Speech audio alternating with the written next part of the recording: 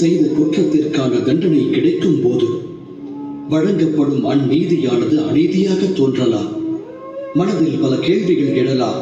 அறியாமல் செய்த தவறுக்கு ஏன் இந்த தண்டனை என்று எண்ணலாம்.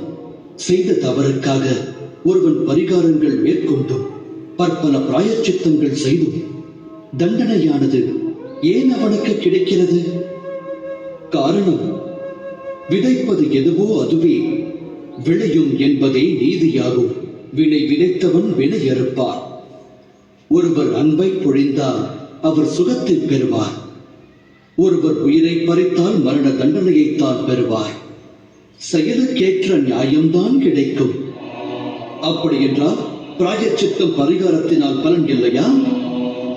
உள்ளது, பலனானது உள்ளது. பிராயச்சித்தம் பரிகாரம் மனிதனின் ஆன்மாவிற்கு பலம் சேர்க்கும். அவை தண்டனையை ஸ்வீகரிக்கும் மனோதிடத்தை ஒருவருக்கு ஏற்படுத்துகிறது. எனில் பிராயச்சித்தமின்றி தண்டனையை ஏற்பதில் அர்த்தம் உள்ளதா? ஆழமாக சிந்தியுங்கள்.